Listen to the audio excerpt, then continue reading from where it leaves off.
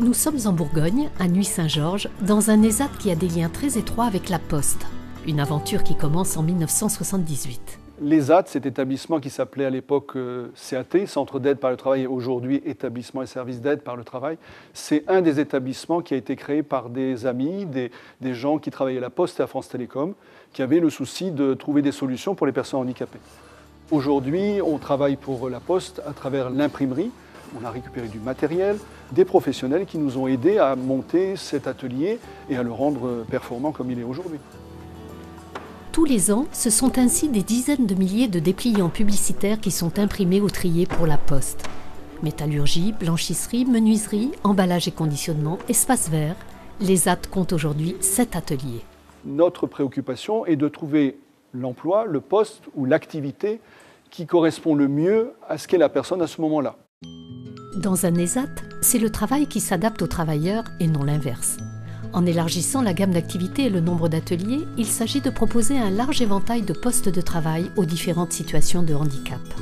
Je reviens sur la dénomination établissement et services d'aide par le travail. C'est-à-dire que le travail est le moyen d'aider et de faire que ces personnes en situation de handicap puissent se réaliser sur un plan personnel. L'ESAT accueille près de 120 personnes handicapées, dont 81 en hébergement complet. Pour certaines, comme pour Armelle, depuis presque 20 ans. C'est important pour moi de faire beaucoup de choses parce que j'aime bien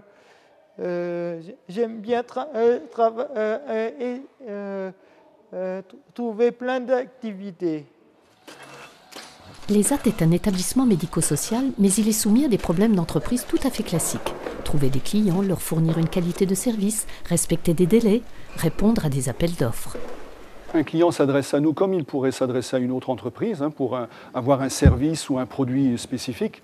La différence, ça va être la façon dont on va s'y prendre pour réaliser le travail pour le client. À savoir qu'une entreprise classique va en principe mettre une personne pour réaliser un travail. Nous, en entreprise adaptée, on va mettre 2 personnes pour réaliser ce même travail. Et en ESAT, ça peut être 4 ou 5 personnes. Ici, c'est la conception même du travail qui est différente. La qualité de l'encadrement est fondamentale. 13 professionnels qualifiés accompagnent les travailleurs au quotidien. Il faut que déjà les personnes aient confiance en vous. Je trouve qu'il y a une bonne ambiance. Même s'il y a des jours, c'est compliqué parce qu'il y a beaucoup de travail. Moi, j'essaie toujours de les protéger. Il faut leur donner confiance. Il ne faut pas les mettre directement droit dans le mur, si je puis dire, avec des travaux qui seraient pour eux irréalisables. On a des personnes qui ne savent pas lire, ni écrire. Donc moi, je leur mets des petits pictogrammes sur les machines. Ça leur permet d'y arriver comme ça, quoi. Y arriver, réaliser un travail. Pour tous, c'est aussi changer le regard sur soi. Je pense que la majorité sont satisfaites quand elles sont reconnues ouvrières en blanchisserie. Pour eux, c'est un statut, c'est un grade, c'est vraiment une grande reconnaissance.